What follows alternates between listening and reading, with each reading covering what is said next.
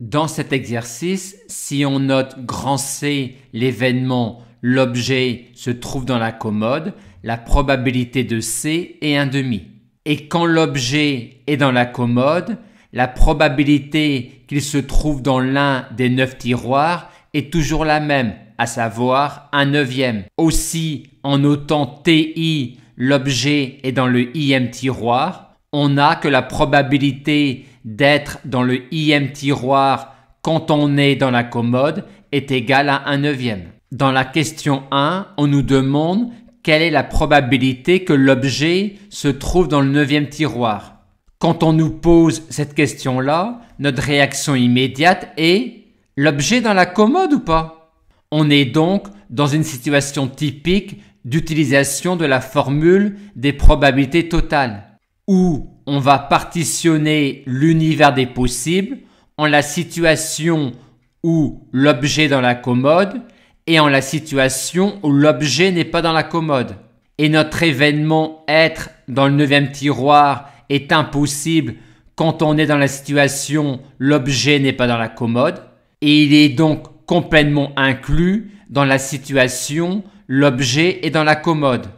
Aussi, l'application de la formule des probabilités totales à cette configuration nous donne probabilité de T9 égale uniquement la probabilité de T9 inter C, car T9 est entièrement inclus dans la situation C, et comme classiquement, on exprime la probabilité de cette intersection-là à l'aide de la probabilité conditionnelle, ce qui nous donne finalement une probabilité de 1/18.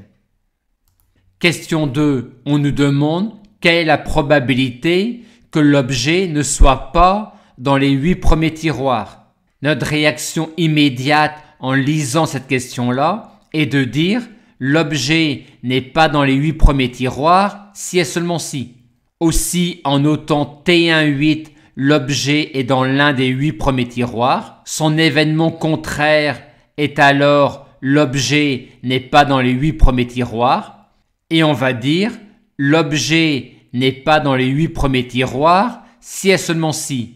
Si et seulement si il n'est pas dans la commode ou il est dans le 9e tiroir.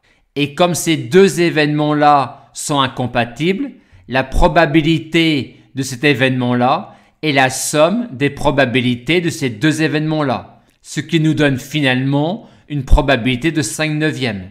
On pouvait aussi, au lieu de rechercher la probabilité de cet événement-là, rechercher la probabilité de l'événement l'objet est dans l'un des 8 premiers tiroirs.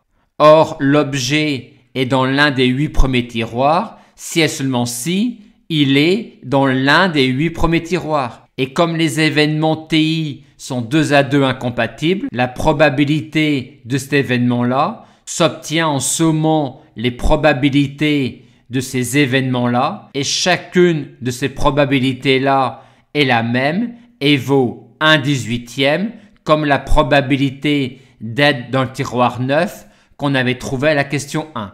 Et on retrouve alors ainsi notre résultat. Dans la dernière question, on nous demande de déterminer la probabilité d'être dans le tiroir 9, sachant que l'objet n'est pas dans l'un des 8 premiers tiroirs. Pour déterminer cette probabilité conditionnelle, on revient à la définition.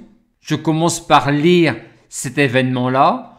L'objet est dans le tiroir 9 et l'objet n'est pas dans les 8 premiers tiroirs. Aussi, l'information ne pas être dans l'un des 8 premiers tiroirs est redondante, car avec cette information-là, on a déjà cette information-là. Aussi, cet événement-là se résume uniquement à l'événement T9, ce qui nous donne finalement 1/10 pour cette probabilité-là.